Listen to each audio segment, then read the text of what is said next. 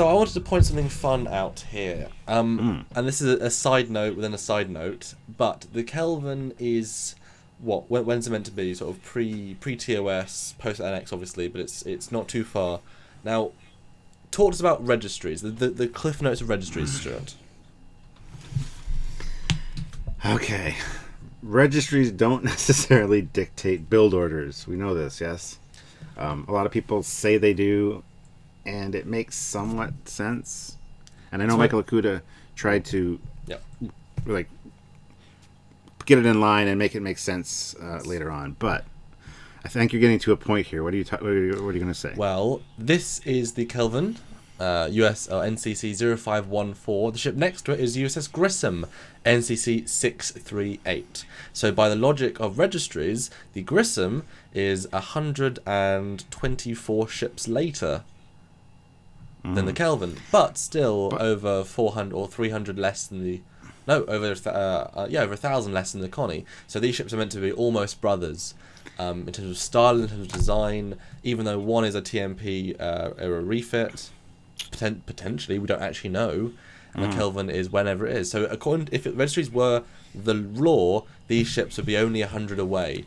So what do you think about their stylistic links? But, hold on, before we do that, I got another thing to talk about registries. Sure. We know that the Saladin-class scout ships...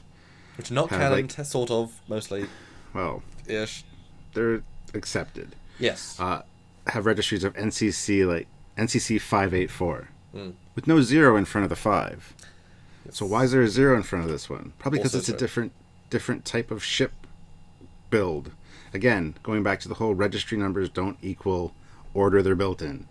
This is a different build contract, so it has a 0 and a 4-digit number instead of a 3-digit number like the Scout class vessels. I just want to point that out, that you put a 0 in front of it doesn't mean it's a 3-digit number still. It's a 4-digit number. So it means something different than a 3-digit number. This is when we get told, oh, you're trying to make it all work. Well, that's sort of the point. I mean, the point of Star Trek is it's meant to have this broad and cohesive continuity, and for the most part, it's science fiction. You can say these reasons to make it make sense, but we're here to bring these points up to show you, to make your own opinions, and just to give our thoughts on it. And I want to bring up that these ships are meant, in the theoretical registry world, 100 away. Do they look stylistically compatible?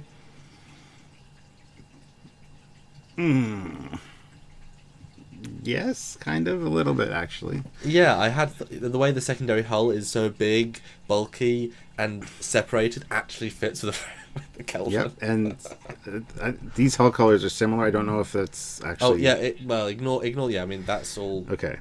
Yeah, that can all be whatever, but, yeah, and the scaling isn't right either, because obviously Kelvin could be any scale, I mean, and the Beth is a bit different as well. But I just want to point that out, like, if that is meant to be the rule, then these are almost brothers. Yeah. And both pre-TOS, pre-Cage. I'm glad you included that, because I love the registry debate. Yes. Well, I hate the registry debate, but... Yes. And I do want to say the reason the Kelvin's registry is the way it is because it was the birthday of J.J. Abrams' grandfather, I believe. So it was very much just a number that means something to him, which again breaks the, as is... as is many other ships. That's sort of the point. That's when the rules break down because they just say things. Some first contact ships are just registry because of this and this. There's there's obviously a reason for them, but they're not in canon, so you can't take that as law. I don't know why the Old Beth was why it was so low. Well, but I just want to point out. It's interesting actually because I just want to go back to my three-digit thing for a second. Yeah. Like I said, that was Scout class vessels. Saladin class. So, and 538 was one that I can remember off the top of my head. This is the JJverse. We got still a 3-digit number, but with a 0 in front of it. So could it be that because this is a different parallel universe or different timeline, it's still a 3-digit number, but they have the 0 in front of it? Well, hey, NX-01... It is a Scout class. It seems like a Scout class vessel. Well, I'll ask you that in a minute, but I mean, NX-01, there's an O in front of the 1, so they started the O trend. Exactly, and that ties in with what I think, that this Kelvin and JJverse is all based off of the revised Enterprise era timeline. Interesting. Before we go to the next picture, which starts the scale debate, I want to ask God. you, just looking at the exterior, scaling it as it looks, what do you think the role of the ship is / would be in Prime? Like, where do you think what do you think the reason was for building this ship? Just an escort vessel, like a standard scout or destroyer class. You know, something to escort, like a bigger heavy cruiser. Be support. Yeah, my kind of vibe is that it's maybe you sort of see it as vaguely a survey vessel, but, you know, my interpretation is the big nacelle equals that longer range, so it's maybe the first iteration of longer range science vessel / survey vessel, and then same with the big deflector, perhaps. Although it's worth saying the Eagle Moss magazine calls it a light cruiser. Okay, well, that fits with the destroyer scout designation, because you got the heavy cruisers and the light cruisers, which are the smaller ones. So yeah, that's perfectly what I would think. All right, so let's go on to the next picture, and this is a online size chart. We've got the space shuttle, the Saturn V rocket, the TOS Connie, and then whoa, JJ Prize. Oh, the Kelvin's huge too, even though it's supposed to be prime timeline. So yeah, and this is one of sort of the famous scale charts that sort of goes around the internet, and we know now that the Enterprise is 725, so at least that gives some credence to how they extrapolated this. I believe this is based on, you know, the dimensions of X and Y, and if the source was this and this, you know, this is like a fan extrapolation, and I think this is what we first saw coming out of the movie, and thinking, damn, if you base it on what we see, you know, the shuttles, this is how big the ship is. How crazy big is that? And it's pretty big. I mean, what do you think? Now we're talking scale. What do you think about this scale in particular? It kind of negates. It kind of negates the whole light cruiser vibe. To be honest, you got to think this is supposed to be prime timeline, like before the Cage, before the Constitution class was built. Why is it so freaking big if it's a light cruiser? And then why do they go, heavy cruisers? That's the Eagle Moss's discussion point, so let's put that aside for a second. Sorry. But that's what they have to put on the cover, but... Yeah, it kind of brings up the fact that the ship might not be a light cruiser or a scout class ship. It could be, as I've kind of speculated all along, we've talked about, it could be a colony ship. That's why it's got so many damn shuttles. And 800 people as well. Something like that, which is crazy. Yeah. Who knows? You can debate for hours about why these are this size and, you know, if this is the correct size. So, I don't know. What are your thoughts on this whole thing? What I've always said about the JJverse is if they just settled on a set size, you know, okay, we need the shuttles to launch like this, that defines the size, let's make the bridge module appropriate, the ship is this size. Set. But when in several shots it changes scale, which, it happened in Star Trek, 3 or 4 when, with Bird of Prey, but that's just, quirky bad thing. We accept it, but we know the official size because it's been given when they use it in, every other times. So, it's been given a reason. This sort of thing, if that is the official size, we can deal with it, But to have this size because the CG guys were not paying attention and wanted there to launch 50 shuttles, it's like, well, they didn't even talk to themselves, and that says something about the lack of caring about. I know. I've read documents. The ILM guys put a lot of time into the design, into the details, the model itself. Yeah. I know the shot is what's important, but that Star Trek is some continuity, is some linking to itself, is to make sense. So take this as the size, and my first reaction is, wow, Starfleet really. That's the biggest ship since the Enterprise E. They build the biggest ship in Starfleet history in 22 whatever, pre-TOS, and they only match that with the E. So when the D comes out, if this compared to Deredex, this outstretched of Galore, this outstretched of Vorchar, this ship is like the biggest ship in the entire galaxy for its time. It would be. Imagine if this ship, for this scale, had been, instead of the TOS Connie, against the TOS Bird of Prey in Battles of Terror.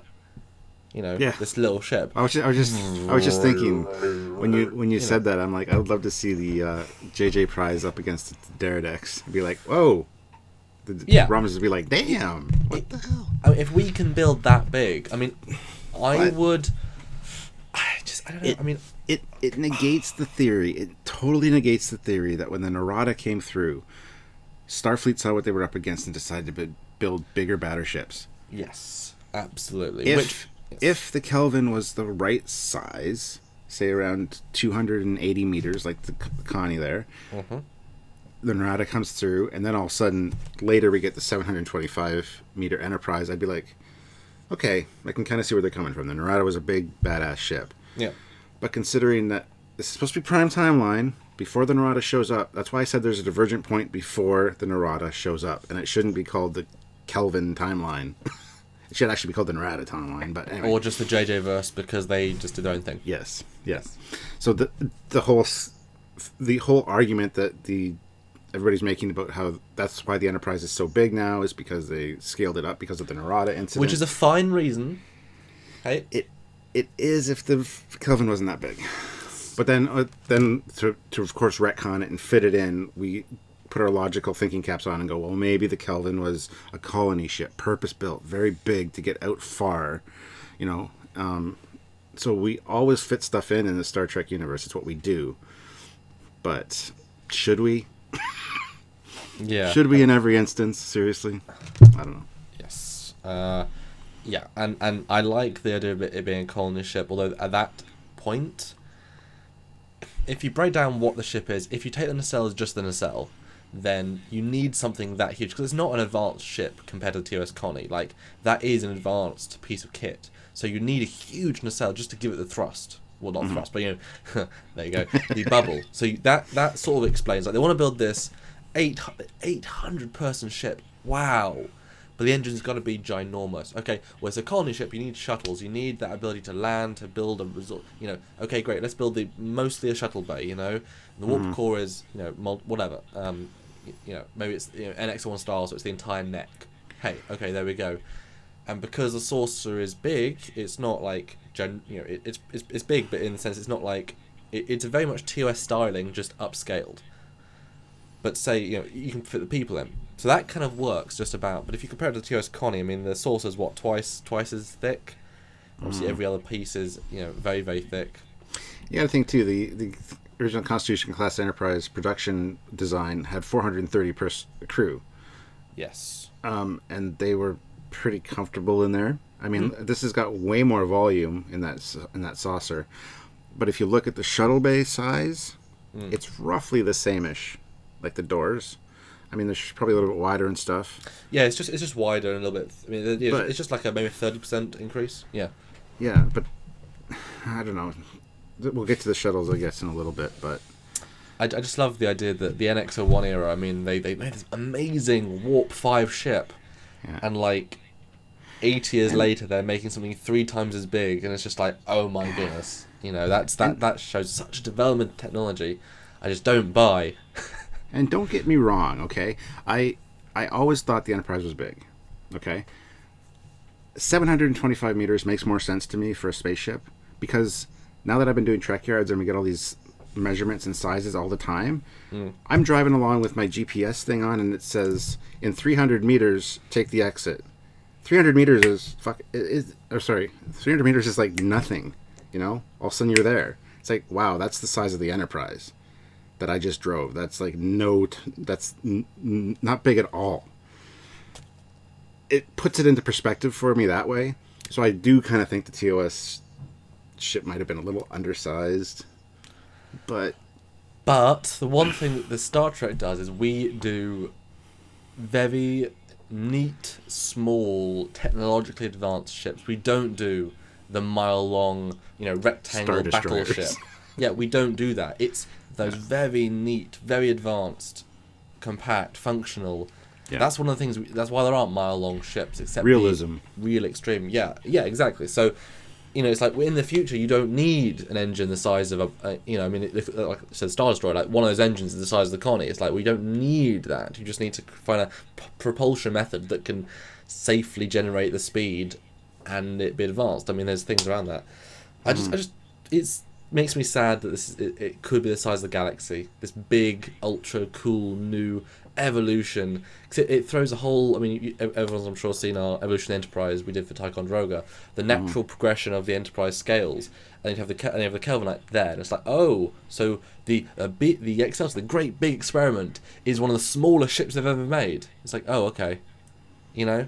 Can't wait till the next generation in the JJverse, see how big those are. Well, exactly, and you look at all the dry docks, like, you know, the Enterprise coming home in the motion picture or being refit. This awesome big dry dock. There's going to be an even bigger one for the Kelvin, you know? Where's that? You know, that's like the size of space. I don't know, it's weird. But that's just one version of scale, guys. Because, if you go to the next picture, there are two other scale potentials to this ship. And again, these are the correctly scaled Enterprise and both Enterprises. So, that scale we just looked at was something that fans worked out. Well, there's two other official scales. On the Eagle Moss magazine, it says the scale is 315 meters. Okay. So just a tad bigger than the Constitution class, and you can see that's the smaller one. It's the NX. On the Blu-ray of 2009, when they talked about the scale of the Kelvin, the ship said it was 1,500 feet, which is 457 meters, and that is the Blu-ray put against the 725 meter Enterprise, which you know is the correct scale. So both are official sources. Both are official scales. Wow.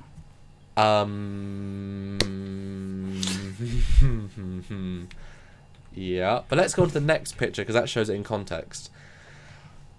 What do you think, Stuart? Both official. Okay. Yeah. They both work for me. Okay.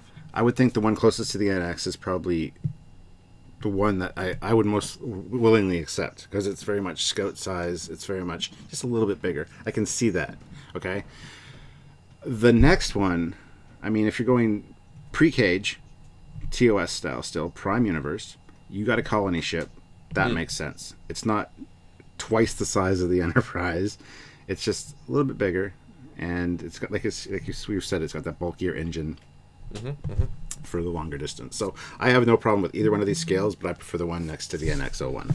Yeah, I mean, the worst thing about the larger one, you know, the Blu-ray version, is that look at that saucer. I mean, that's 4 times the saucer, you know, dimensional, which is like, again, to have the. I mean, if this is like a one of a kind ship or two of a kind, you know, maybe going out and colonizing a ship, you know, in the Beta Quadrant, that styling I can buy because there's no technology to it. There's nothing. There's just a flat saucer, a secondary hull, and a big engine. Look at the B. You've got all this detail, all this functional detail that proves we're going further and further in technology. The Kelvin has nothing. It's even simpler, you could say, than the Connie, in the sense that it's just these 3 components. It's very, very basic. So you can, if you say it's a colony ship and designed for a very specific thing, then the bigger scale can work. If there's like 1 or 2, maybe. The smaller scale is like a natural fit, you know, almost. It's bigger than the Connie because it could be an experimental design testing the new warp engine, which is a lot bigger and bulkier. Yeah, I mean, yeah. You could say that the NX, you know, the NX was the very first platform for deep space exploration. When they started building more variants of ships, they went for a bigger ship. I mean, it's, you know, the Federation started to sort of compete with the Vulcan ships, which are huge. Yeah. Then you get to the Constitution, and they're like, let's build a technologically advanced ship. Let's make something really, really amazing. But guess what? We can make it smaller. We don't need the same engineering. We don't need an entire secondary hull of engineering. We can have one room and a tube. You know, suddenly the scale can be brought down for doing more output. So I can kind of buy maybe the in between the NX and the Cage, I suppose, is that bulking out of technology. But when we see Star Trek, you know, not 09 but TOS, that's when technology comes back a step. It refines. That's like the iPhone to the flip phone. Like, we start to push into advancement as opposed to NX-01 pushing the boundaries of what they can build. We then go into advancement, and that sort of scale I kind of appreciate, because that's what technology does. You know, you take the first, you know, brick phone, and then you have a smartphone. That could be a great in between. you know. So like the NX-01 is the payphone, good size for what it does, you know. But then you have the brick phone, really bad size for what it does, but it does it. It's mobile. You can do more with it. Then you have the longer iPhone. Battery life, some advancements, but yes. Yeah, and then you have the iPhone, the actual advancement. And then obviously now our iPhone's getting bigger because you're adding more technology that equals out the Excelsior, the Enterprise B. That suddenly I feel better about the Kelvin. I hadn't actually thought this all through yet when I made these.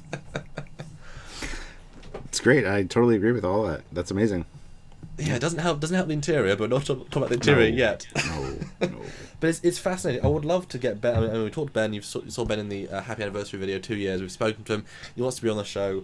I want to know where they got this 315 meters from. You know, because then they're a CBS license thing. They talk to CBS about this. They're very careful.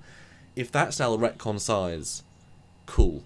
Mm-hmm. You know, it might make the shuttles. I mean, it'll probably mess up the shuttle scale, but I'd rather have that messed up than the ship scale. You know.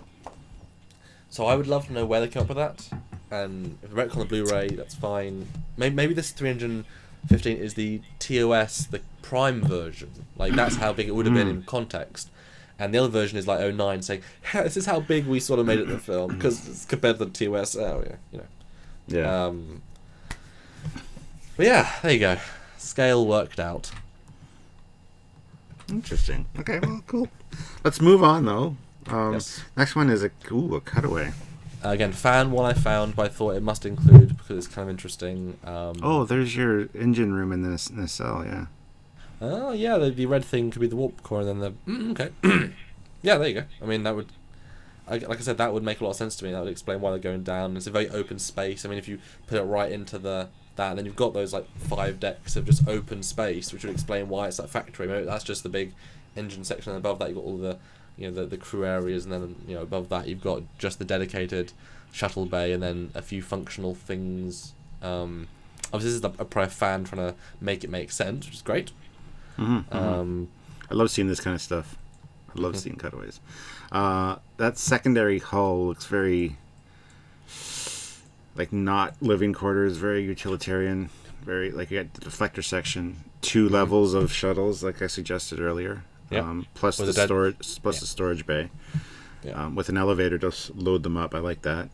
So let's assume how wide this is. You have a lot of shuttles in that. I was going to say let's assume there's 2 shuttles wide at least. So there's 2, 4, 6, 8, 16, 24 you could have at a time, which accounts for the number on what we see. See, I really don't mind if this entire secondary hull is shuttle bay. Like, if that's the functional purpose of the ship, go for it. I mean, the TOS Connie was a very all-in-all, you know, that was just a part of the design. If that's the design, sure, do it, you know. So just did a quick count. Looks like about 18 decks in total from very top to mid nacelle, because there is that 3 decks in the nacelle thing. Okay. Which it works for me, actually. Yeah. This is very well done. I'm very glad you found this. And again, just a fan piece, and probably just like us trying to make things make sense. But I dig it, and I dig how the warp engine, the warp core, goes into the nacelle, how it links the impulse, how it goes back up into the deflector, maybe particles, I don't know, something. I love how it justified my shuttle idea that I've had like all along, to explain how many shuttles there were, with the two levels. I think that's cool. There you go. All right, cool. Fixed. Another problem fixed. And that is it for this week's Trekyards. Wow. Trekyards. Wow. Is that like a new show? It could be. If you like that idea, then do click into next week and see if it becomes a show name. It won't. But anyway, the point is, tune in next week. You'll see the rest. Part 2. Bye, guys.